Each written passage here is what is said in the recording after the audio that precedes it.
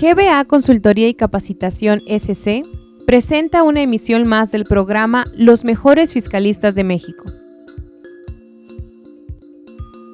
producido por la contadora Ángeles Mandujano. El tema en esta ocasión, prestaciones a los trabajadores y su deducibilidad, con la participación especial del contador público certificado Virginia Ríos Hernández, quien es contador público certificado egresada de la Escuela Bancaria y Comercial, certificada por disciplinas en el área fiscal por el Instituto Mexicano de Contadores Públicos, reconocida expositora en múltiples universidades públicas y privadas, en el Colegio de Contadores Públicos de México y en diversos colegios federados al Instituto Mexicano de Contadores Públicos. Distinguida por el Consejo Iberoamericano en honor a la calidad educativa, como Honorable Educador Iberoamericano. Integrante de las comisiones Fiscal y de Relaciones de Trabajo de Coparmex, Ciudad de México, y de la Comisión Fiscal Nacional del mismo organismo. Forma parte de la Comisión Fiscal de CONCAMIN, ejerciendo la Vicepresidencia de Seguridad Social de dicha comisión. Es socia del despacho BR Consultores Asociados SC, que proporciona servicios de consultoría en materia fiscal y de seguridad social. En la conducción, el contador público Fidel Reyes Luera. Los dejamos con nuestra invitada, la contador público certificado Virginia Ríos Hernández. Muy buenas tardes, amigos, bienvenidos a un programa más de los mejores fiscalistas de México. Como ya lo escucharon, en esta ocasión nos acompaña la reconocida contadora Virginia Ríos Hernández. Vicky, bienvenida, muy buenas tardes, gracias por aceptar la invitación y gracias por compartir con nosotros sus vastos conocimientos en materia fiscal. Gracias, Fidel, por la invitación. Muy bien, Vicky, con las reformas de este año en materia de sueldos y salarios, tu tema, prestaciones a los trabajadores y su deducibilidad. Vamos a empezar, ¿qué te parece?, por una clasificación, si es que existe, de esas prestaciones, y de ahí partimos en adelante.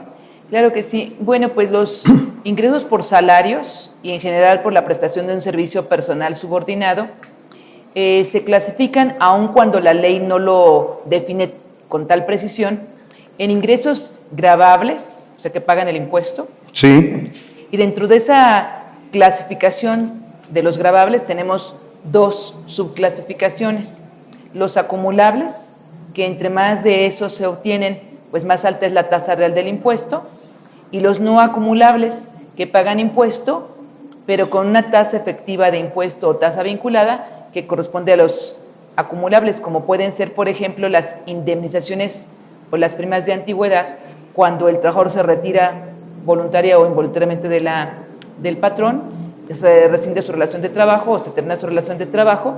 En esos casos pueden llevarse ese tipo de prestaciones, y una parte de las prestaciones pues es acumulable y otra de las prestaciones pues es no acumulable, donde reconoce la autoridad que el tiempo que estuvo trabajando en la empresa pues le da derecho a que pague el impuesto, sí, pero no con la suma a sus demás ingresos para que se le vea la tarifa tal vez hasta el último renglón, sino con la tasa de impuesto que les correspondió a los ingresos acumulables. La otra clasificación son los ingresos exentos, aquellos que no pagan impuesto, ya sea total o parcialmente. Muchas prestaciones que están ahí en la ley, en el anterior artículo 109 y ahora artículo 93, pues están consideradas como que no van a pagar impuesto, ya sea total o parcialmente, algunas con y algunas sin requisitos.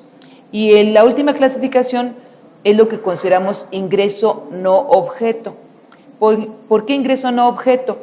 O porque la ley no lo regula, o bien porque la ley específicamente dice que no son ingresos para el trabajador tales y tales y tales y tales, o por ejemplo dice no son ingresos acumulables estos ingresos. Entonces es la clasificación: exentos, gravables, no objeto, y dentro de los gravables, acumulables y no acumulables.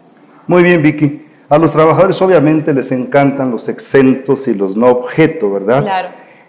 A partir de este año se complica un poquito el panorama para el patrón, que después nos vas a hablar de esta parte, ¿verdad? Así es. Vicky, para ir en orden, ¿qué requisitos de deducibilidad deben de cumplir estos ingresos? Bueno, pues al igual que todas las deducciones, no es un solo requisito, tienen que reunir varios requisitos. A partir del 2014, y bueno, pues muy similares requisitos estaban en 2013 y anteriormente, pero estamos ahorita hablando de la ley actual. En primer lugar es que esos salarios pues sean estrictamente indispensables, por supuesto, pero además que estén amparadas por un comprobante fiscal, comprobante que a partir del 2014 es el comprobante fiscal digital por internet, el CFDI, que tendrán que emitir quienes pagan los salarios y que pues en este momento algunos patrones están eximidos de la obligación y otros están pues con una prórroga, con un diferimiento para cumplir con esta obligación. Al final de cuentas, en principio a partir del 1 de abril, todos los patrones tendrán que emitir comprobante fiscal digital a través de internet por los pagos que hagan a los trabajadores de su nómina o de cualquier concepto que se les pague y que pretendan deducir. Además de esto, también tienen como un requisito de deducción el cumplir con las obligaciones que establece el artículo 93, fracciones 1, 2, 3 y 5, que son retención del impuesto de la renta a los trabajadores, el retenerles el impuesto de la renta, el hacerles el cálculo anual cuando estén obligados a ello, no en todos los casos está el patrón obligado a hacerles el cálculo anual, pero cuando proceda, pues es un requisito de deducción, el solicitarles los datos para inscribirlos al RFC, porque el trabajador no se inscribe al RFC, la obligación de inscripción es del patrón para que inscriba al trabajador al RFC. Y también otro requisito es que se inscriban a los trabajadores al Seguro Social, como debe de ser, porque son subordinados, y que además se cumpla con las obligaciones que regulan el subsidio para el empleo. Adicionalmente a esto, bueno, pues también que la documentación se obtenga pues al momento que se realicen las operaciones o a más tardar al cierre del ejercicio de que se trate. Y bueno, pues entre otros requisitos, son los más relevantes. Muy bien, Vic, muy bien. Oye, en cuanto al requisito de la inscripción al RFC a los trabajadores, muchos patrones tienen ya implementada como política administrativa el mandarlos a inscribir, así como los mandamos a inscribir a la preafiliación, al Seguro Social, también muchos deciden mandarlos al SAT, a la inscripción. ¿Cómo ves? ¿Esto es correcto? ¿Es conveniente? ¿Qué opinas? Pues depende del tipo de patrón, porque si hablamos de un patrón, no sé, alguna empresa de servicios, alguna empresa, pues no sé, vamos a pensar de las grandes empresas, lo más probable es que sus trabajadores sí vayan o incluso que los hagan acompañar por alguien para que los lleve al SAT a inscripción. Pero hay algunos trabajadores como por ejemplo los peones de la construcción o los obreros, donde lo mando a que se inscribe y no regresa. Y ya no regresa porque piensa que pues cómo se va a ir a inscribir, o un empleo de una tortería o de un mesero, pues a veces tampoco se les da mucho eso de irse a inscribir, dependiendo del tipo de trabajador. Por supuesto, si es conveniente en el caso de trabajadores que son formales y que quieren ellos tener el trabajo y que pues ellos van a estar primero que nadie interesados en tener un adecuado régimen de obligaciones fiscales y que además estén en regla todos sus papeles. Pero hay algunos que si no se inscriben por el patrón, no se van a inscribir. Y que aún así es muy difícil para el patrón contar con los datos necesarios para poderlos inscribir. Si yo contrato a un peón y le digo que me tiene que tener su acta de nacimiento o su CURP para poderlo dar de alta en el RFC, lo más probable es que también me diga que ahorita regrese y no regrese. Es cierto. Es una realidad. Se complica, se complica. Y el trámite de inscripción por parte del patrón, háblanos un poquito de él. ¿Qué tan fácil o difícil es? Bueno, se puede hacer vía electrónica porque hasta la declaración de 2011, el anual de 2011, la informativa de 2011, había una regla miscelánea que se había estado publicando por varios años, donde decía que el patrón cumplía con la obligación de inscribir al trabajador al RFC a presentar su declaración anual informativa de sueldos. Pero eso se terminó. La última declaración que se pudo considerar como facilidad fue la correspondiente a 2011. Ya a partir de la declaración de 2012, pues ya no se pudo hacer así. Y entonces se obligó al patrón a que se inscriba a los trabajadores vía internet, se puede inscribir al trabajador vía internet y bueno, pues también puede verificar si ese trabajador está inscrito o no está inscrito previamente al RFC. Muy bien, Vicky. ¿Has conocido de algún caso donde el SAT llegue y se dé cuenta de que no están inscritos los trabajadores y de que rechace la deducibilidad de los sueldos? Hasta ahorita no, pero no nos olvidemos que este es un periodo en el que tenemos ya un año y poquito más, en donde están muy diferentes las autoridades a como estábamos acostumbrados durante prácticamente podríamos decir que 18 años o 3 sexenios, pues como que estaban muy invitadores y allí estaban las multas y ahí están las sanciones, pero está la obligación en código, en el artículo 27 de código, quinto párrafo, y está la sanción, la infracción en el artículo 79 y está también la multa en el artículo 80. Entonces la multa por cada vez que el SAT me puede determinar un incumplimiento de esa obligación va de 2,000 y tantos pesos a 8,000 pesos por trabajo, bueno, por vez. O sea, no dice que por trabajador, pero dice la infracción es no solicitar la inscripción en el RFC o no solicitarla a nombre de un tercero cuando legalmente se esté obligado a ello. Y ahí legalmente estamos obligados porque el artículo 27, fracción quinto párrafo del código así lo establece. Y entonces la multa está pues de 2,000 y tantos pesos a 8,000 pesos. No las han impuesto, como no habían impuesto también otras muchas, pero pues estamos viendo ahorita, ¿no? Ahorita una declaración no presentada en ceros ya nos está generando las multas, que durante algunos años estábamos acostumbrados a que nos invitaban, simplemente nos vuelven a invitar otra vez, y nos vuelven a invitar la tercera vez, y ahorita ya, pues si nos invitan, qué bueno, pero si no, ya nos llegó el requerimiento, y después ya el segundo, y pues ya la multa está. Seguramente la autoridad se va a cansar de tantas invitaciones y va a empezar a requerir y a multar, ¿verdad? Es un aspecto que hay que tener mucho cuidado. Mucho cuidado. Vicky, mencionabas otro requisito muy importante a partir de este año para los sueldos y salarios y prestaciones, el CFDI. Y nos comentabas de que todavía hay por ahí una prórroga. ¿Nos puedes hablar de esto para nuestros amigos que nos escuchan les quede claro? Sí, las personas físicas cuyos ingresos declarados en el último ejercicio declarado, que en este caso es 2012, el último ejercicio que declararon las personas físicas, en este momento todavía no puede ser 2013, sino que fue 2012, porque la declaración de personas físicas se presenta en abril. Y aun cuando algunas personas llegan a presentar una declaración en febrero o en marzo, siempre dice la miscelánea, las declaraciones que se presentan en febrero o en marzo se consideran para todos los efectos presentadas el 1 de abril. Así que abril es el mes de presentación y por lo tanto la última declaración presentada tuvo que haber sido la de 2012. Bien. Estas personas físicas cuyos ingresos declarados en la declaración de 2012 no fueron mayores a 500,000 pesos, o sea, llegaron hasta 500,000 pesos como máximo, se les dio la opción de no expedir los comprobantes por pago de nóminas y asimilados, ni tampoco los comprobantes de las constancias del 1 de enero al 31 de marzo del 2014, siempre y cuando a partir del 1 de abril del 2014 migren totalmente al esquema del CFDI. Entonces, ese es el requisito. Ellas tienen como opción el que no expidan ningún comprobante electrónico digital a través de Internet, ni por pagos, ni por retenciones. Y bueno, es otra cosa aparte de sus propios comprobantes. Las personas físicas cuyos ingresos fueron mayores de 500,000 pesos en el ejercicio 2012, las personas morales de título 2 y de título 3, tienen como opción diferir la obligación, es decir, se les difiere la obligación de expedir el comprobante de CFDI del 1 de enero al 31 de marzo, no tenerlos que expedir conforme vayan haciendo los pagos, sino expedirlos todos a más tardar el 1 de abril del 2014, porque esa fecha, el 1 de abril del 2014, tendrán que haber migrado totalmente al esquema de CFDI. Entonces, ellos no quedan eximidos, ellos quedan obligados, pero si los llegan a revisar en este momento, no les van a imponer ninguna sanción porque tienen ese diferimiento. Personas morales de cualquier título y personas físicas con ingresos mayores a 500,000 pesos. Esto es el artículo 45 de la miscelánea fiscal para 2014.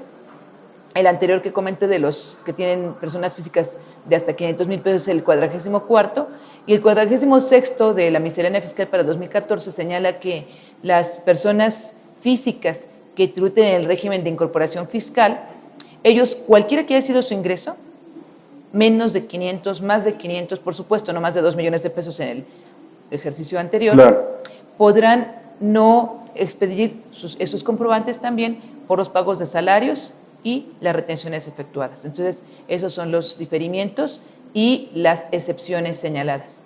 Estos del RIP están eximidos en sí de la obligación. De enero a marzo. Nada más, a partir de abril, en como principio los otros, todo mundo, así es. ¿Verdad? Muy bien. Ahorita que tocaste el tema de las personas físicas, Vicky, generalmente cuando hablamos de prestaciones para los trabajadores, lo asociamos a la persona moral, SA, SDRL, etcétera. Pero también el patrón, persona física, ¿puede dar prestaciones a los trabajadores? Claro. También el patrón, persona física con actividad empresarial o profesional, que está en el capítulo 2 del título 4 de la Ley del Impuesto a la Renta, puede dar prestaciones y las regulaciones para esas prestaciones son las mismas que en el título 2.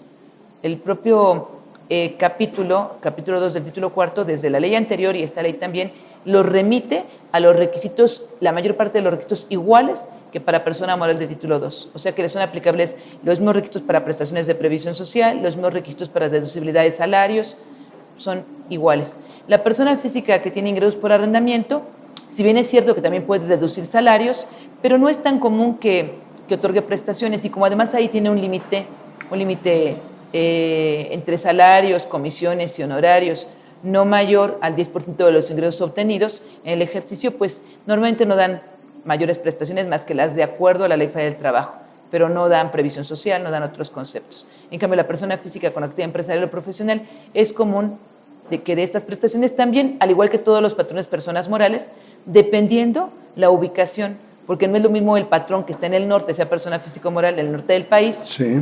que el patrón que está en el centro, que el patrón que está en el sur del país. Son muy diferentes escenarios. Totalmente.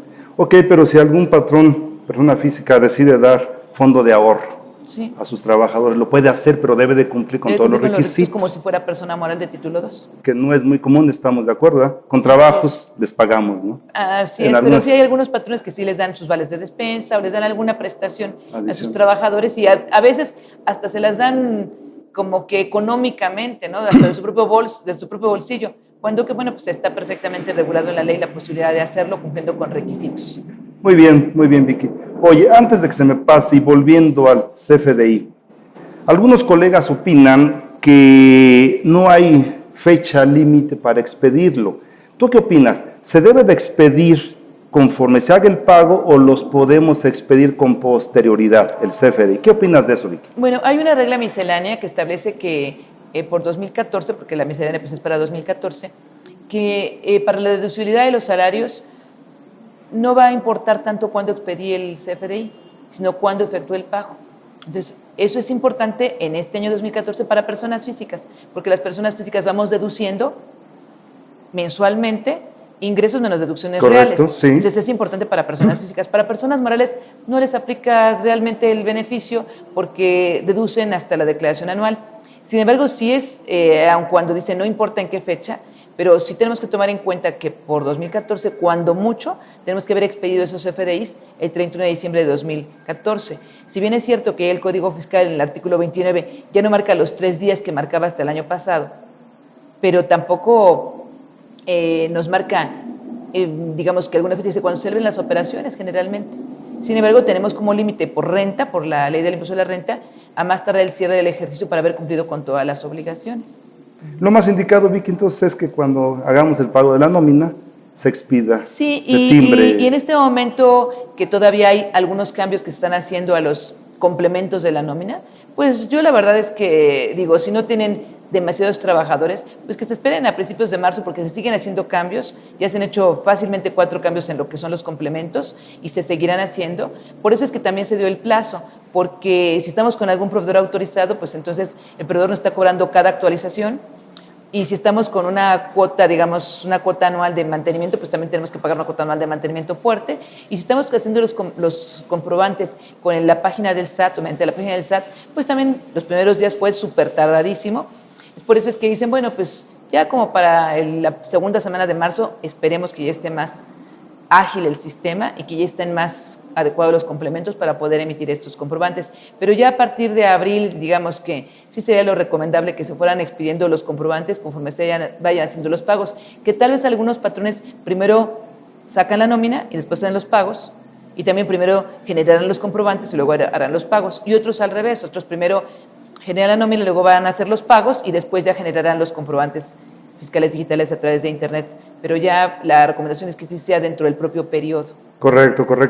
Vicky, me mencionas a la página del SAT. ¿Qué tal funciona hoy en día en cuanto al timbrado del CFDI, de la nómina? Depende del día, depende de qué otros trabajos estén haciendo, porque sí, en algunas ocasiones se pone súper lento y pues a veces hay que tardar 2-3 horas en hacer un comprobante, lo cual pues sí es mucho... Bastante tiempo, ¿no? Costo de tiempo, sí, y también un costo administrativo. Algunas ocasiones está más ágil, pero todavía esos formatos que nos arroja la página del SAT, esos comprobantes electrónicos, si bien es cierto que estamos cumpliendo con lo que nos puso el SAT, pero adolecen de algunas deficiencias en este momento todavía, ¿no? Entonces, ojalá que se logren hacer las adecuaciones correspondientes para que tengamos la certeza, no nada más de expedir el comprobante y cumplir con la parte fiscal, sino también para el aspecto laboral. Y también esos comprobantes que se expiden por la página del SAT no se guardan en la página del SAT, o sea, no después llego y le pongo otra vez Juan Pérez y que ya me despliegue todos los datos. Tengo que volver a capturar toda la información. Es el gran problema, ¿no? Así de usar esta herramienta. Esa herramienta, así es. Muy bien, muy bien. Entonces, ¿tú recomendarías a nuestros amigos que nos esperemos para entrarle ya de lleno al CFDI? Porque incluso la semana pasada se publicó el anexo 20 de la resolución miscelánea, donde dan lineamientos técnicos para esto y algunas otras cosas, ¿no? Entonces la recomendación sería, espérate para que no estés pagando las actualizaciones, Vicky. Sí, dependiendo también del número de trabajos que tengamos. Sí, a lo mejor si tenemos 3,000, como en algunas maquiladoras, pues tengo 3,000 obreros, bueno, pues entonces dicen, no me puedo atrasar tanto, bueno, entonces pues genérenlo como puedan, aunque paguen las actualizaciones, aunque paguen su póliza de mantenimiento. Sí, pero si tengo 20 o 100 trabajos, tal vez sea recomendable esperarme hasta marzo. Muy bien, muy bien. Vicky, y volviendo a las prestaciones, entonces, ¿son los mismos requisitos que se debe de cumplir en todas o hay alguna distinción? Bueno, lo que son los salarios, digamos que lo que son el pago por cuota diaria, pues digamos que ya con la retención, con todo eso, pues estamos ya con los requisitos que habíamos comentado. Pero también tenemos las prestaciones por ejemplo, las prestaciones de previsión social, que son la despensa o el fondo de ahorro, o el reembolso de gastos de funeral, o el reembolso de gastos dentales, o los subsidios por incapacidad cuando el trabajador se incapacita por alguna enfermedad general y que en el Seguro Social le pagan solamente los primeros 3 días y el 60% del salario de base de cotización, el Seguro Social no le paga los primeros 3 días, sino le pagan a partir del 4º día, y el 60% del salario de base de cotización. Entonces el patrón muchas veces le paga esos primeros 3 días como una prestación de previsión social, como un subsidio por incapacidad. O en algunos otros casos tenemos empresas que les dan juguetes para los niños en Navidad, o digamos que útiles escolares o un kit de útiles escolares para cuando empiezan las clases, etcétera. Todas esas prestaciones que a veces se les dan a los trabajadores, pues son prestaciones de previsión social que además tienen que cumplir otros requisitos que señala la ley, que son la generalidad, y que a partir del 2014 también las despensas, pues si bien es cierto que del 1 de enero al 30 de junio del 2014 se dio un plazo extra para que los patrones puedan otorgar despensas en vales de papel, a partir del 1 de julio del 2014 tienen que ser todas con monederos electrónicos que autorice el SAT. Esto es por las despensas, pero otras prestaciones de previsión social, como son el fondo de ahorro, tienen requisitos específicos. En el caso del fondo de ahorro, el patrón tiene que aportar lo mismo que el trabajador. Además, la aportación del patrón no puede ser más del 13% del salario del trabajador, sin que esta aportación anual exceda de 1.3 veces el salario mínimo del área geográfica de que se trate, y además que no se haga más de un retiro al año. Entonces, todos estos requisitos son para fondo de ahorro únicamente. Para la previsión social en general, es que se otorguen de forma general. ¿Y qué es de forma general? Ahora especifica la ley, así como lo especificó a partir del 2003, que se otorgue la misma prestación a todos los sindicalizados, aunque pueden ser diferentes proporciones. Correcto. Pero tiene que ser la misma prestación a todos. O bien, si tenemos sindicalizados y no sindicalizados, pues que se les dé a los sindicalizados las mismas prestaciones, y a los no sindicalizados pueden ser diferentes de las de los sindicalizados, pero a todos los no sindicalizados tendría que ser las mismas prestaciones. No podemos darle mayores prestaciones a los directores que a los demás. ¿Por qué? Porque si todos ellos son no sindicalizados, les tengo que dar la misma prestación, aunque pueden ser diferentes montos o diferentes porcentajes, siempre y cuando sea lo mismo. Ese es un requisito importante fundamental, ¿verdad? Fundamental. La generalidad. Luego confundimos, Vicky, generalidad con totalidad. Obviamente no es lo mismo, ¿verdad? No, pero ¿puedes aclarar esto? Sí, lo que pasa es que semánticamente la palabra general quiere decir la mayoría de las veces. Sí. Y así estuvo hasta 2002, que en la ley nada más decía que se otorgan de forma general. Pero a partir de 2003, y también en esta ley de 2014, dice que se otorgan de forma general. Se entiende que se otorgan de forma general cuando se les da a todos los trabajadores. Ya no es por niveles, ya no es por jerarquía, ya no es a la mayoría, ya es a todos. Sí, entonces, todos los trabajadores sindicalizados la misma prestación, o todos los sindicalizados la misma prestación. Pero no puedo decir que nomás a los del nivel X, a esos no y a los otros sí, no. O que a la mayoría, no, dice todos. Entonces esa es la prestación, esas son las prestaciones de previsión social con su deducibilidad. Hay otras prestaciones que no son de previsión social y que se confunden con previsión social. Por ejemplo, el servicio de comedor. El servicio de comedor no es previsión social y sin embargo se confunde con previsión social y le quieren aplicar los mismos requisitos de previsión social y esos tienen sus propios requisitos por separado, donde señala ahí en la ley, pero en los no deducibles, el actual artículo 28 y el anterior artículo 32, que los gastos en comedores no van a ser deducibles si no se encuentran a disposición de todos los trabajadores de la empresa. O sea, también dice, a disposición de todos los trabajadores de la empresa. Sí. Entonces, todos son todos a disposición, se encuentran a disposición y que además tampoco serán deducibles, aun cuando estén a disposición de todos los trabajadores, si el costo por cada trabajador, por cada día que use el servicio, es mayor de un salario mínimo del área geográfica.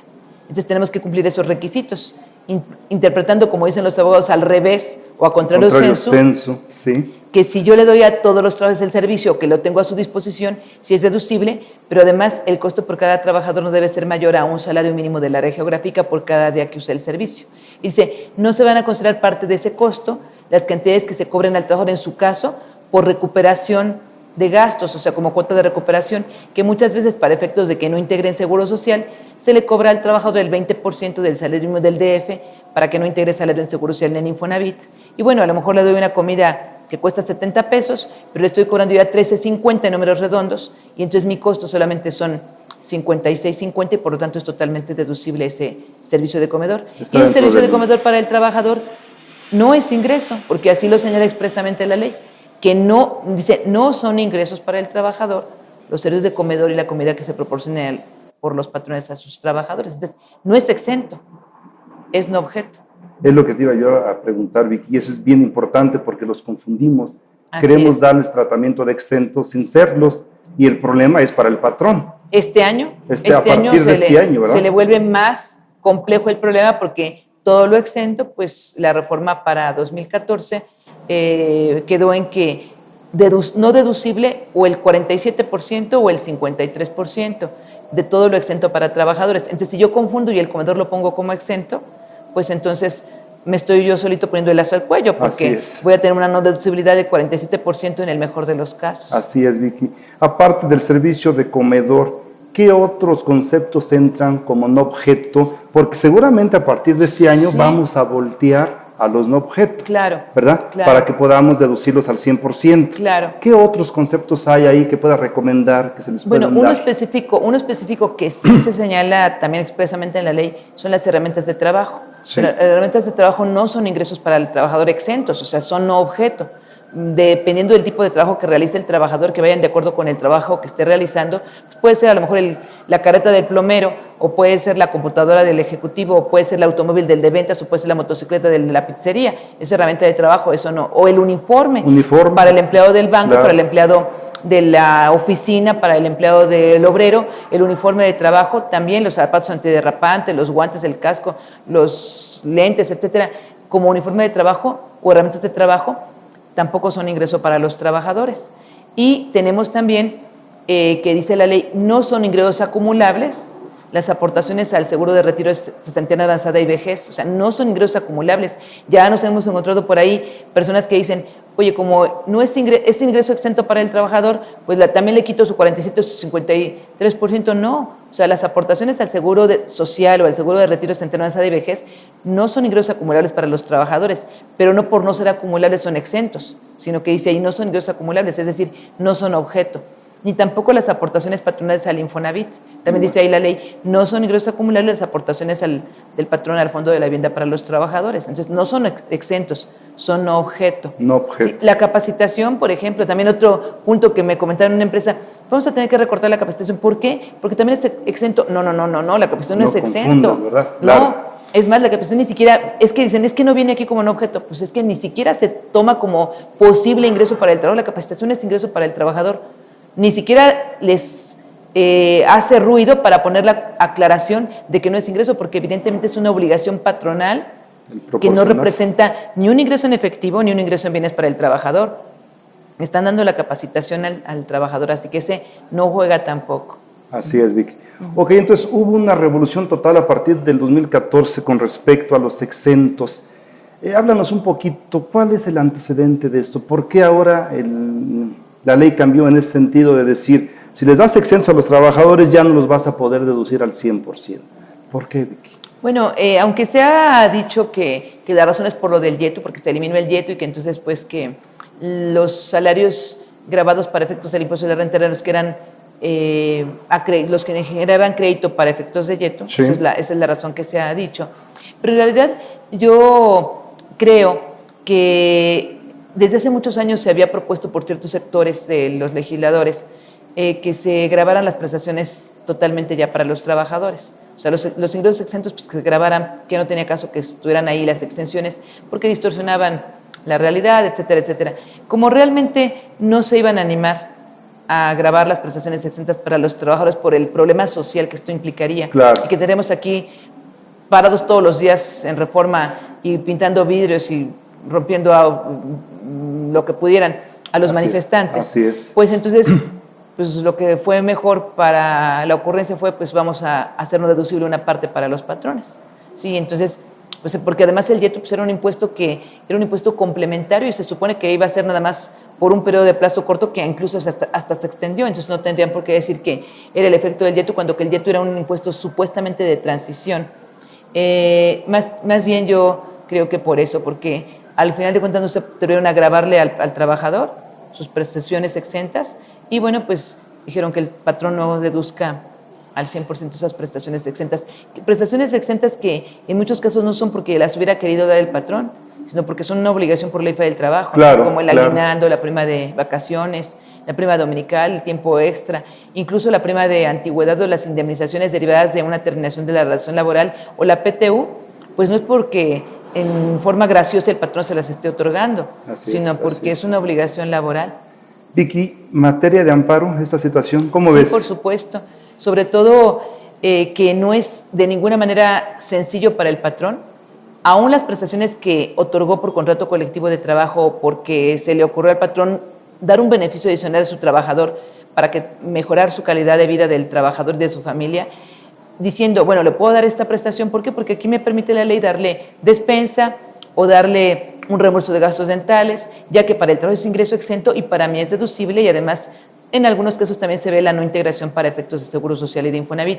O sea, el patrón dice, pues veo mis presupuestos y veo que si le puedo dar algo más a mi trabajador, pues le daban ese algo más sabiendo que no les iba a repercutir ni al trabajador ni a ellos. Ahora que ya esas prestaciones que se otorgaron en su momento, resulta que una parte va a ser no deducible, pues entonces no es tan fácil que las eliminen, sobre todo si estoy con un contrato colectivo de trabajo o si algunos patrones, como lo hicieron algunos, pusieron en sus contratos individuales de trabajo incluso las prestaciones allí, entonces no se las puedo quitar de la noche a la mañana. Y tampoco es muy fácil negociarlas y decir, como algunos han recomendado, pues cámbienselas y dénselas todo como salario. No, porque el dárselas como salario representa no un costo del 14.1 o 15.9% más directamente a la prestación, sino un costo que puede ser del 30 o del 35 o del 28 o del 26, dependiendo de mis primas de riesgos de trabajo, dependiendo de mis niveles de salarios de mis trabajadores, más el correspondiente incremento digamos, a proporciones de aguinaldo, de primas, de vacaciones y demás prestaciones. Así que no es tan fácil decir, cámbienselo por salario. Sí, o quítaselas. O quítaselas, pues tampoco. Entonces, derechos adquiridos, ¿verdad? Derechos adquiridos, y que en algunos casos podrán decir, yo tenía un plan de previsión social maravilloso, donde era plan y donde se firmaba cada año y pues este año ya no lo voy a dar. Pues sí, pero también consideremos el clima laboral y al final de cuentas, con esta reforma, ¿a quién se está perjudicando? A las familias mexicanas, al final. Sin duda, sin duda, sin duda, Vicky. Oye, ¿de qué va a depender si el patrón puede deducir el 47% o se va hasta el 53%? Bueno, la ley señala que dependiendo de si disminuye o no disminuye las prestaciones respecto del ejercicio anterior. Hasta ahí, o sea, la fracción 30 del artículo 28 nada más dice eso. Muy escueta, ¿verdad? La fracción 30 no me dice que de acuerdo a reglas que publique el SAT ya publicó su regla y dice, mira, para que determines si disminuiste o no disminuiste las prestaciones, tienes que hacer este procedimiento. Nos marca el procedimiento para determinar un cociente con datos de 2014, por ejemplo, sí, compararlo con los datos de 2013 con el mismo cociente, determinado de la misma manera, Y si el cociente del 2014 es menor al de 2013, pues quiere decir que sí disminuyeron prestaciones y por lo tanto vas a aplicar la no deducibilidad del 53%. Por lo tanto, deducirás 47%. Y nos marca ahí un listado de 27 conceptos que entre otros se tendrán que considerar para determinar el cociente. Sin embargo, primero, como todos sabemos, la miscelánea, cuando no está vinculada a la ley, cuando en la ley no me dicen aplica reglas misceláneas, no se me vuelve una obligación. Solamente se vuelve un derecho que yo tengo si me conviene. Y si no me conviene, simplemente no lo aplico. Correcto. ¿Por qué? Porque puede ser que yo no haya disminuido prestaciones. Puede ser que yo sigo dando exactamente las mismas prestaciones, pero puede haber diferentes circunstancias por las que parezca que disminuí las prestaciones y hago ese cálculo. ¿Cómo cuáles, Vicky? Por ejemplo, si yo en 2013 tuve algunos pagos de liquidaciones o indemnizaciones, Okay. apliqué, tenemos un caso de una empresa donde se liquidó personal que tenía más de 40 años de servicio y otros tenían más de 30 años de servicio. Y se liquidó ya una persona que tenía 70 y tantos años y otros tenían por el estilo. Entonces, tan solo las primas de antigüedad de esas personas se llevaron cada quien más de 200,000 pesos exentos. Sí, te creo. Sí. Sí. De la exención de los 90 de salario mínimo del área Correcto. geográfica por cada año de servicio, pues fueron más de 200,000 pesos que se llevaron la mayoría de esas personas. Y los que no, 150 y tantos mil, etcétera. Entonces, en 2014 ya no va a tener liquidaciones. ¿No se va a dar eso? Claro. Y aparentemente, pues si hago mi proporción, por supuesto que se supone que disminuye prestaciones cuando que no es cierto. Entonces ahí, ¿qué hago? Dicen en esa empresa, pues tú aplicas ley y ley no te dice que vayas a reglas. Entonces, si tú sabes que no disminuiste prestaciones, pues tú aplicas la deducción del 53% y la no deducibilidad del 47%. Si aplicas lo que dice la ley. Y no se te vuelve obligatorio aplicar la miscelánea. Que en algún momento dado puede haber una revisión, pues sí, puede haber una revisión. Que te van a decir que no aplicaste la regla, no era obligación. Y pues además demuestras que no es cierto que disminuiste prestaciones, y por supuesto que ya en el peor de los casos en un juicio, pues seguramente se demostrará y no te podrán hacer, no deducir la diferencia. Se va a ganar seguramente con Sí. el costo que va a implicar del abogado, el desgaste y demás, Así es. ¿verdad? Sería muy bueno que aclararan esta situación en una reglita de resolución miscelánea, ¿no? Para evitar esto. Pues es que la regla está en que hagas el cálculo. O sea, una dice, más que aclare eso, ¿no? Lo que pasa es que dice, lo determinarás de la siguiente manera. Pues, Sí. pues lo que pasa es que debe decir que puedes optar por determinar de la siguiente manera Alguna situación como una así. opción, ¿no? Pero Claro. no se me vuelve una obligación.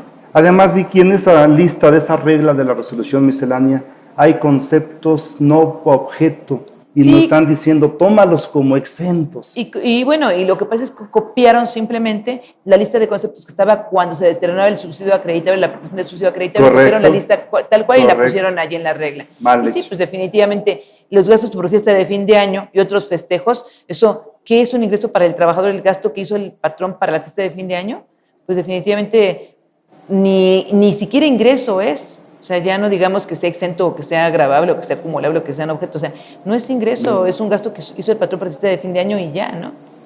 Sí, así es una situación, caray, muy, muy caótica en cuanto a Así esto, es. ¿no? Y que cual más, cual menos, aun cuando hay algunos que dicen, a mí no me afecta porque yo no doy ninguna prestación, pues claro que les afecta, porque por lo menos tienen que dar lo que marca la ley, que son el aguinaldo, la prima de vacaciones, y si es que trabajan tiempo extra o pagan PTU o lo que sea, pues lo que marca la ley fue el trabajo. Sí, fíjate, y en cuanto a eso, Vicky, a ver, Ley Federal del Trabajo, me obligas a darle estos conceptos al trabajador exentos para él, y sin embargo no me vas a permitir la deducción al 100%, se va al 47 o al 53, dependiendo, pero es algo obligado. Así es, la ley del trabajo dice que te tenemos que dar al trabajador por lo menos 15 días de aguinaldo. Ahora que en la ley del impuesto a la renta se le exenten hasta 30 días de salario mínimo del área geográfica, pues porque así lo decidieron los legisladores en su momento. Pero, a ver, ¿por qué no le quitaron mejor la exención al trabajador? Porque no es porque el patrón se la quiera otorgar. O sea, el patrón Tú me estás ordenando. no está escogiendo. El Estado le está ordenando en la ley del trabajo otorgarle los 15 días de aguinaldo. Y la ley le está diciendo, exéntale de eso que le des de aguinaldo, le exentas 30 días de salario mínimo del área geográfica. Entonces, bueno, pues no tiene para dónde hacerse el patrón. Sí, cae. Y patrón persona física y patrón persona moral. Aplica para ambos, claro. Aplica para patrón persona física de capítulo 2 de título 4. Para patrón persona física del capítulo 3, pues no le aplica, ¿no? Pero pues el arrendador, como decíamos hace rato, ¿qué prestaciones le da el arrendador a sus trabajadores? Normalmente, cuando bien le va, pues nada más el salario. Sí. Así es, Vicky. Así es. Muy bien. Oye, ¿existe alguna vinculación entre el cumplimiento de obligaciones previstas en nuestros ordenamientos legales y la deducibilidad en el impuesto sobre la renta? ¿Hay alguna vinculación con otros ordenamientos?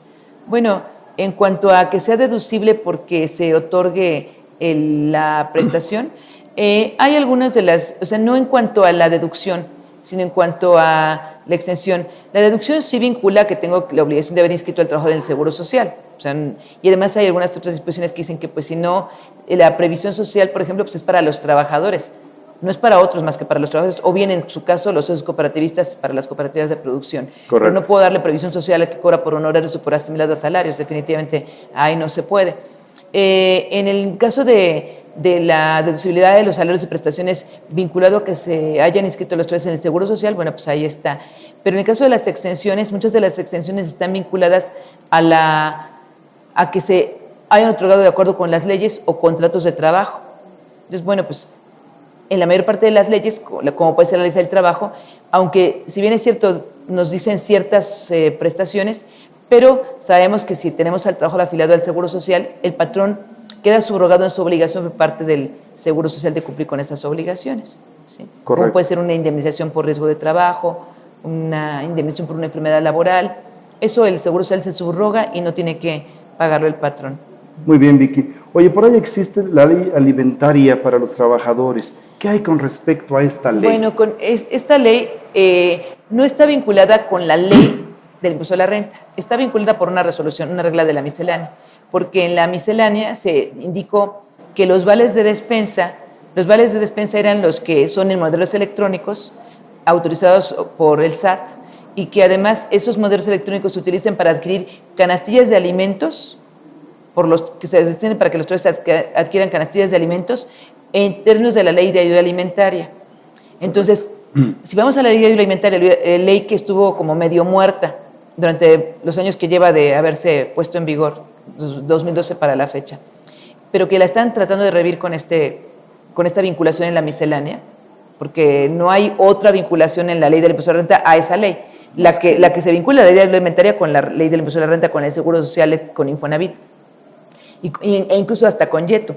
Pero de la ley del impuesto a la renta a la deducibilidad, pues eso no la vinculaba nada, ¿no? Más que esta regla miscelánea. Y a mí me preocupa que diga que se adquieran canastillas de alimentos, porque me voy a la ley de ayuda alimentaria y también dice que cuando se den vales, aunque todavía la ley de alimentaria contempla vales de papel y vales electrónicos, cuando se den vales para adquirir despensas, estos vales se utilicen para adquirir canastillas de alimentos. Sin embargo, no hay definición de canastilla de alimentos, ni en la ley de ayuda alimentaria, ni tampoco en la miscelánea, ni tampoco en la ley del impuesto a la renta, ni en la ley del trabajo.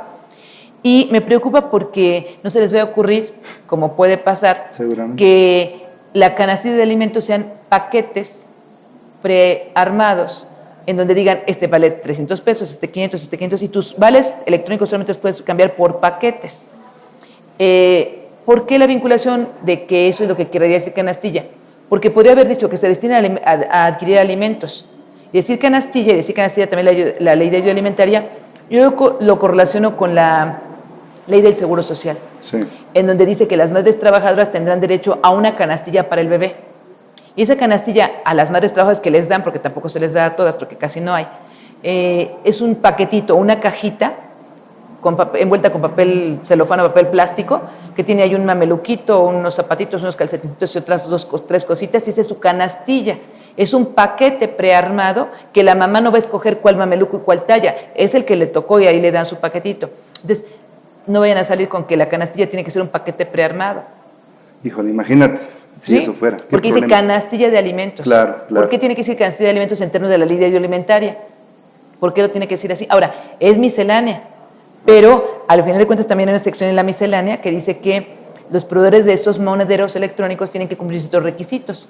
Y bueno, pues a lo mejor al rato también les ponen como requisito el que sean solamente canastillas. Es lo que te iba a preguntar, Vicky. Ya los vales de papel de despensa, nos dijiste que tienen vida hasta junio, todavía. Hasta el 30 de junio. Hasta el 30, ¿verdad? Y después puro monedero electrónico. ¿Crees tú que se pueda controlar lo que compra el trabajador a través del monedero? Porque a través de los vales no se podía controlar. Compraba lo que quería, los vendía, hacía lo que quisiera. Aunque la exposición de motivos dice que también que algunos patrones compraban los vales, y que no se los daban a los trabajadores, sino que los usaban ellos para sus casas. Exactamente, sí. Y que también, bueno, sabemos que los trabajadores los vendían, los canjeaban, los jugaban en volados, etcétera. Ahora con el acumulador electrónico, pues no es que se vaya a poder controlar que el trabajador lo haga, porque a lo mejor le dice el trabajador a su compañero, oye, por mis 500 pesos de vale electrónico, tú dame nada más 450 y te puedes gastar los 500. Háblame cuando estén en el supermercado, cuando ya termines de llenar tu carrito y yo llego directo para pagarte, o te acompaño y tú compras y yo firmo. O sea, eso se podrá hacer, que costará más trabajo, sí, porque no le puedo prestar mi monedero para que él vaya a hacer las compras, pero digamos que no es que se vaya a quitar totalmente la práctica del trabajador. Sí se va a lograr que pues, el patrón no vaya a comprar los vales electrónicos, que él se los gaste, ¿verdad? Eso claro, sí. Claro. Pero, pues, también lo que a mí me preocupa es que reíban la ley de ayuda alimentaria porque establece fuertes sanciones a las empresas, a los establecimientos que permitan el canje de vales para despensa, por ejemplo, por productos distintos de los alimentos. Entonces, la despensa, de acuerdo a la ley de ayuda alimentaria, no es el jabón para los trastes, ni el shampoo para el perro, ni tampoco el traste para hacer la comida. O sea, la despensa es alimentos. Y mucho entonces, menos la botella de licor por o los cigarros, ¿verdad? Entonces, como se establecen fuertes multas para los establecimientos que canjeen esos vales, hasta ahorita han dicho, pero pues no ha pasado nada. Bueno, pues ya como vemos las están reviviendo y puede ser que empiece a pasar, ¿sí? Que empiecen a hacer algunas visitas de inspección de repente y llegar ahí un inspector y ver en cualquier caja del supermercado, saca su vale electrónico para pagar y entonces verifico qué pagó, verifico la tira de la caja registradora y veo que si le aceptaron ese pago o ese canje del monedero por otros productos que no sean seguramente alimentos o no además alimentos, multen al establecimiento, de tal manera que después los establecimientos van a tener que poner sus letreros de que no aceptaran el canje de esos vales por ese productos tipo de que sean productos diferentes, así es. Ya hubo por ahí un problemilla con las tiendas departamentales, en el sentido de que dijeron, bueno, nosotros estamos para vender, no estamos para revisar lo que compran las trabajadoras. Yo creo que sí, es un poco difícil tener un control total de esto, ¿no? Pues lo que pasa es que ahora como van a ser vales electrónicos que sí se tengan que estar autorizados los proveedores, o sea, para que metan esos monederos electrónicos, o sea, los van a tener bien y van a decir, a ver, tienda, estás para vender, pero si tú no acatas esto, te van a multar. Entonces tú dices si te juegas las multas o que son fuertes, o bien estás para vender. Sí estás para vender, pero de lo que vendas te vas a tener que pagar las multas, ¿no? Entonces, pues sí, están para vender, pero si tienen que seguir esos requisitos, pues los van a tener que seguir, si es que se los aplican. Porque como siempre va a ser, a lo mejor a Walmart nunca le van a llegar, pero le van a llegar al pequeño supercito del señor que tiene su tiendita y que a ese sí le van a llegar, que también con estos vales electrónicos, algo que va a repercutir muy desfavorablemente es que acaban con las tienditas pequeñas que aceptan esos vales. La tiendita de la esquina de tu casa aceptan esos vales de despensa y pues al final de cuentas ellos los van y los canjean en donde tienen esos proveedores. Ahora va a ser difícil para la tiendita de la esquina tener un componente electrónico donde pasen la tarjeta electrónica del trabajador y puedan aceptar eso como medio de pago. Entonces acaban con toda esa economía que estaba aceptando vales de despensa para adquirir sí la despensa de las familias de esa colonia. Muy bien, Vicky. Oye, con todos estos cambios, ¿avance o retroceso? ¿Cómo ves? Yo creo que es retroceso. Sí, ¿verdad? Yo creo que es retroceso. Y yo creo que no se ha medido el impacto que esto va a tener para la economía, para la inflación, para pues los trabajadores, porque además, ¿qué está pasando en la realidad en este momento que no llevamos ni 2 meses de que empezó estas disposiciones a entrar en vigor? Que algunos patrones que han estado tratando de negociar con los sindicatos, por ejemplo, pues mira, es que esta prestación, vamos a ver si la cambiamos por aquí, y los sindicatos se ponen que no y demás, el que aparece como malo es el patrón. Sí, o sea, los trabajadores y los sindicatos no dicen, oye, es que el Estado, y los sindicatos además, sus líderes están en los congresos, bueno, los líderes sindicales de los sindicatotes pues están también como diputados y como senadores. Pero a la hora de que están de ese lado, pues aprueban toda la reforma. Y a la hora que están del lado del trabajador, entonces dicen, no, pero ¿cómo les van a quitar prestaciones? No, nosotros somos los buenos y acá el patrón es el perverso. Cuando que fue una reforma, pues que el patrón nada tuvo que ver. Incluso algunos patrones que han dicho, bueno, pues no les voy a quitar ninguna prestación. Sí, hacemos cuentas y mira, ¿sabes qué? No te queda ni utilidad. Es un impacto tremendo en la nómina, ¿no? Sí, o sea, por ejemplo, en el caso de que tú tengas, pensemos, $1,000,000 pesos, que en el mejor de los casos de esos $1,000,000 el 47% sea no deducible. Sería 470,000 pesos Correcto. no deducibles. Sí. Y eso te cuesta el 30%, Sí.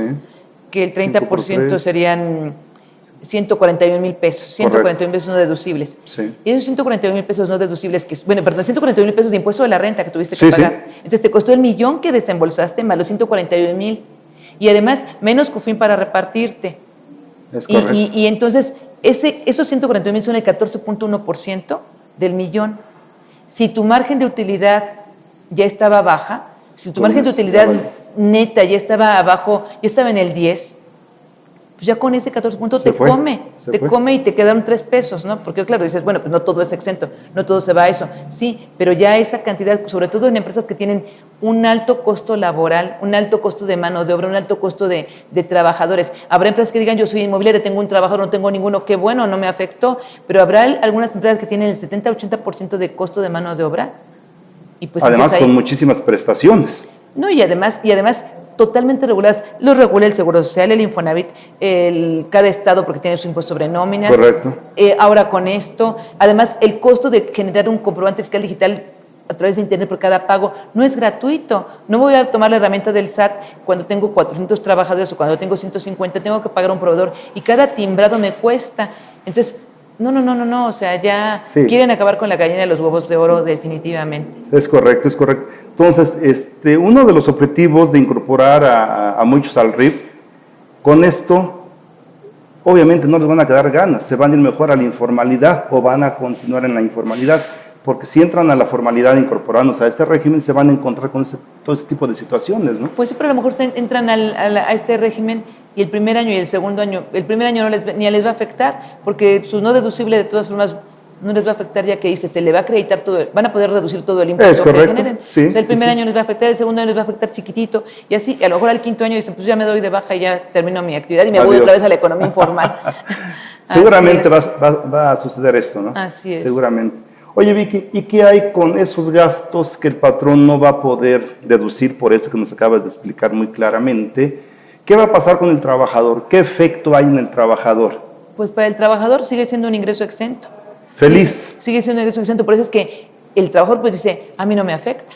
Sí, pero en el momento en que el patrón le quiera disminuir prestaciones, entonces es donde empieza el conflicto laboral, porque el trabajador se siente, o simplemente que diga el patrón, este año no va a haber aumento. Pues ya dice, ¿cómo? Pero siempre nos estaban aumentando, ¿y por qué nos quieren quitar esto? ¿Por qué nos quieren quitar aquello?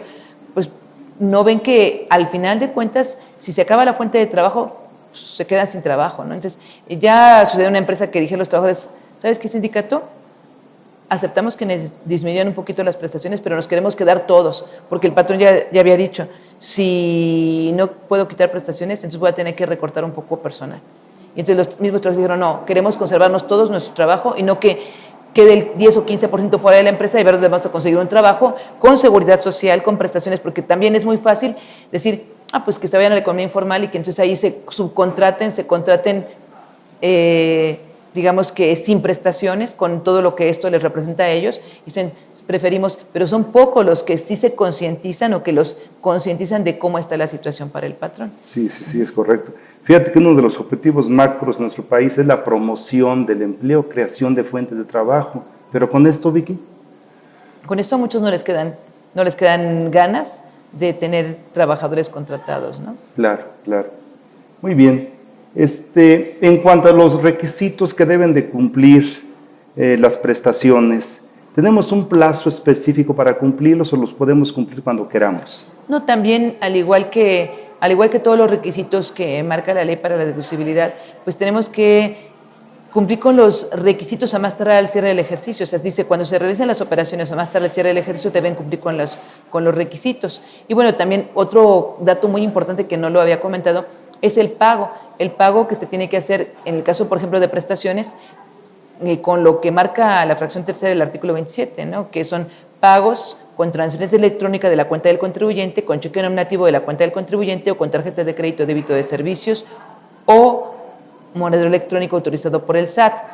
En el caso de los salarios, si bien es cierto que este año se quitó en la nueva ley del impuesto de la renta la excepción a los pagos con esos medios electrónicos a los trabajadores, que estaba hasta la ley 2013, Sí. pues ya también hay una regla miscelánea para decir que a los trabajadores no importa de cuánto sea el pago, se les puede hacer con efectivo y será deducible con la condición de que se emite el CFDI por los pagos. Entonces, bueno, pues las demás prestaciones se tienen que hacer. Si yo, por ejemplo, le doy, ¿qué será? Vales de despensa, pues los vales de despensa voy a tener que pagarlos con una transferencia electrónica o los voy a tener que pagar con cheque nominativo al proveedor de los vales de despensa. Y así, ¿no? En cuanto a las prestaciones. En cuanto al pago del trabajador, sí puedo hacerlo en efectivo o lo puedo hacer con medios electrónicos, porque además la Ley Federal del Trabajo, que es jerárquicamente superior a la Ley del Impuesto de la Renta, con su reforma que tuvo vigente a partir del 1 de diciembre del 2012, Sí. publicada en el Diario Oficial el 30 de noviembre del 2012, con esa reforma no se dijo que era obligatorio para el trabajador aceptar los pagos electrónicos, sino que el 101 de la Ley Federal del Trabajo sigue diciendo que el pago del salario deberá hacerse en efectivo, con moneda de curso legal, ¿sí? Y que además solamente de consultar con el trabajador se le podrán hacer los pagos con otros medios que no sean el efectivo y en moneda de curso legal. De tal manera que, pues, aunque el sindicato ya ha dicho que sí, pero si los trabajadores no están de acuerdo, pues entonces, o hay trabajadores que son, por ejemplo, peones, obreros, que difícilmente van a poder manejar un cajero o pago electrónico. Sí, imposible que a ellos se les pague en esos términos, ¿no? Así A los es. del campo. Los del campo. Entonces, bueno, pues ya con esa regla ministerial lo resolvieron, pues por 2014, pero seguramente se va a estar publicando la misma regla para los años siguientes. No hay capacidad para que sea pagada todo con esos medios, ¿no? Debe de seguir existiendo el pago en efectivo, ¿no? Así es. Muy bien. Vicky, ¿alguna otra cosa que nos quieras tú comentar para concluir tu tema? Algo que no te haya preguntado, algo de importancia que por ahí tengas tú por comentarnos. Bueno, yo sí quisiera comentar un punto que es muy confuso para algunos y que la confusión viene de la propia ley, ¿sí? En donde dice, ahora es la fracción 17 del artículo 93, antes era la fracción 13 del artículo 109, dice el 93, no se pagará el impuesto por la obtención de los siguientes ingresos. Y la fracción 17 dice, los viáticos, siempre y cuando se hayan erogado efectivamente en servicio del patrón y se compruebe esta circunstancia con documentos fiscales. Antes decía con documentos que reúnan requisitos fiscales. Correcto. Entonces, allí, si caemos en el error de considerar que los viáticos son ingresos exentos para los trabajadores, pues también nos estamos matando solos, porque ¿cuántas empresas tienen un fuerte pago de viáticos? Y además, el viático no nos preocupaba que estuviera en esa fracción, nos preocupaba tanto en la ley anterior, y menos en la de 80. ¿Por qué? Porque decían, mira, el viático ni es ingreso para los trabajadores, que estén diciendo que es exento, pues ¿cuándo fue ingreso para el trabajador? O sea, ¿cuándo fue ingreso? El viático no es un ingreso para el trabajador porque no es ni un pago por su trabajo, ni tampoco es una prestación por su trabajo, no es ni salario ni es prestación.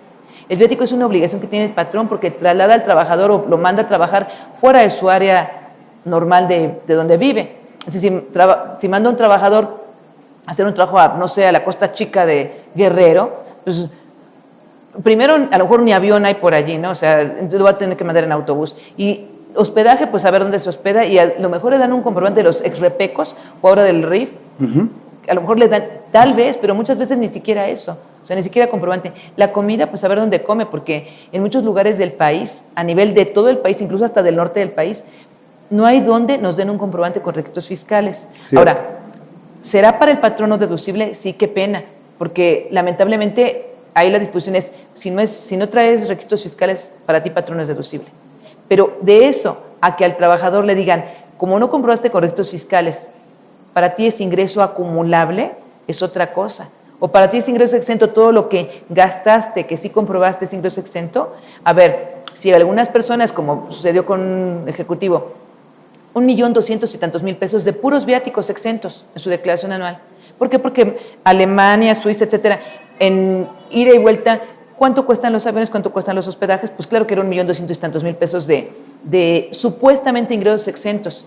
Ahora, si eso, más todos los demás de todos los trabajadores de viáticos, los considero exentos sin declaración informativa, y dice la autoridad, oye, fíjate que te faltó esto, de estos viáticos, 47% no deducible, 53%, pues por favor, claro. Ahí sí es necesario una regla. Para que nos aclare esto. Porque, y aunque no lo aclarara, o sea, yo no lo metería como un ingreso exento para los trabajadores. Aunque en la reglita que nos comentabas de la resolución miscelánea de los 20 y tantos conceptos, entre otros, tendríamos que considerarlo ahí. Pero no dice en la regla. Pero si vemos que en el artículo que dice el 93 son ingresos por los que no se pagará el impuesto, toda la lista de los exentos, y ahí está la fracción 13, digo, no la 13, ahora es la 17, no se pagará el impuesto por los viáticos erogados efectivamente en servicio del patrón.